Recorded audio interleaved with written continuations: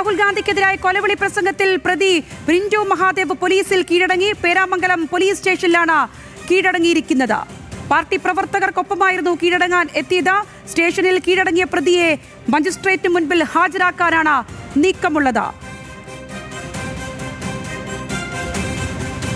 അനൽക കൂടുതൽ വിശദാംശങ്ങൾ പങ്കുവയ്ക്കും. അനൽക, കീഴടങ്ങൽ എങ്ങനെയായിരുന്നു?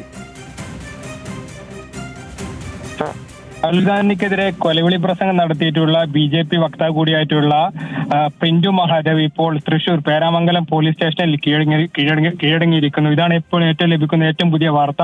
അതായത് BJP പാർട്ടി നേതൃത്വത്തിന്റെ കൃത്യമായ നിർദ്ദേശപ്രകാരമാണ് പ്രിന്റു മഹാദേവ് പേരാമംഗലം പോലീസ് സ്റ്റേഷനിൽ വന്ന് കീഴടങ്ങിയത്.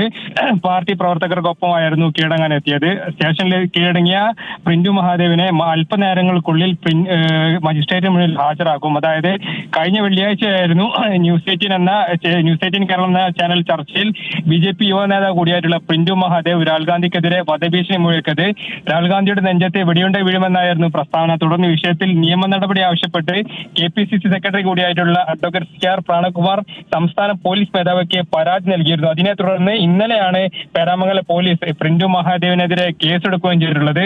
അതിനുശേഷം ഇന്ന് രാവിലെ തന്നെ തൃശൂർ ജില്ലയിലെ BJP നേതാക്കളുടെ വസതികളിലൊക്കെ തന്നെ പോലീസ് പരിശോധന നടത്തുകയും ചെയ്തു. കൂടാതെ ഇതുമായി ബന്ധപ്പെട്ട് AICC നേതാക്കളും KPCC പ്രസിഡന്റും പ്രതിപക്ഷ നേതാവ് VD സതീശൻ ഉൾപ്പെടെയുള്ള ആൾക്കാർ ഇതുമായി ബന്ധപ്പെട്ട് ഈ പ്രിന്റു മഹാദേവിനെ കസ്റ്റഡിയിലെടുക്കാത്തതുമായി ബന്ധപ്പെട്ട് അതിരൂക്ഷമായ വിമർശനവുമായി രംഗത്തെത്തിയിരുന്നു. കൂടാതെ KPCC പ്രസിഡന്റ് നിയമസഭക്കകത്ത് അല്ലെങ്കിൽ അത്തരത്തിൽ ഉന്നയിക്കുകയും ചെയ്തിരുന്നു. ഇതുമായി ബന്ധപ്പെട്ട് പ്രിന്റു മഹാദേവിനെ BJP നേതാവ് കൂടിയായിട്ടുള്ള പ്രിന്റു മഹാദേവ് ഇപ്പോൾ തൃശൂർ പേരാമംഗലം പോലീസ് സ്റ്റേഷനിൽ കീഴടങ്ങിയിരിക്കുന്നു എന്ന പുതിയ വാർത്തയാണ് ഇപ്പോൾ വന്നിട്ടുള്ളത്. സംഗീത, തീർച്ചയായും അനൽക, ആ ദൃശ്യങ്ങളാണ് പ്രേക്ഷകർ കാണുന്നത്. പ്രിന്റു പേരാമംഗലം പോലീസ് സ്റ്റേഷനിലേക്ക് കീഴടങ്ങാൻ എത്തുന്നതിന്റെ ദൃശ്യങ്ങൾ. അനൽക, ഇക്കാര്യത്തിൽ വ്യാപകമായ തിരച്ചിലായിരുന്നു പ്രിന്റുവിന് വേണ്ടി നടത്തിയത്. പക്ഷേ നേതൃത്വം ഇക്കാര്യത്തിൽ പ്രിന്റുവിനെ പാടെ തള്ളുന്നൊരു സാഹചര്യം ഉണ്ടായിരുന്നു. നാക്കുപിഴയെന്ന് സംരക്ഷിക്കുന്ന വാക്കുകൾ വന്നെങ്കിലും ഇത് കീഴടങ്ങി മതിയാകൂ എന്നുള്ള സമ്മർദ്ദം ചെലുത്തിയിട്ടുണ്ടായിരുന്നു.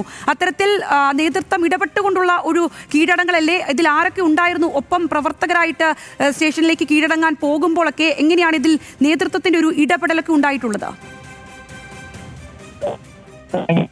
ഉച്ചയ്ക്ക് മുൻപ് BJPയുടെ സംസ്ഥാന വൈസ് പ്രസിഡന്റ് ആയിട്ടുള്ള B ഗോപാലകൃഷ്ണൻ മാധ്യമങ്ങളെ കണ്ട സമയത്ത് ഇതൊരു നാക്കുപിഴവാണെന്ന ഒരു കാര്യമായിരുന്നു B ഗോപാലകൃഷ്ണൻ പറഞ്ഞിരുന്നത്. ചാനൽ ചർച്ചയിലെ നാക്കുപിഴവിന്റെ പേരിൽ BJP പ്രവർത്തകരെയും നേതാക്കളെയും കേസിൽ കൊടുക്കാൻ നോക്കുന്നു എന്ന ഗുരുതരമായിട്ടുള്ള ആരോപണമായിരുന്നു BJPയുടെ സംസ്ഥാന നേതാവ് കൂടിയായിട്ടുള്ള B ഗോപാലകൃഷ്ണൻ ഉന്നയിക്കുകയും ചെയ്തിട്ടുള്ളത്. നാക്കുപിഴവിന് കേസെടുക്കുകയാണെങ്കിൽ രാഹുൽ ഗാന്ധിക്കെതിരെയും കേസെടുക്കണം. അതോടൊപ്പം തന്നെ VD സതീശനെതിരെയും പിണറായി വിജയനെതിരെയും കേസെടുക്കണം.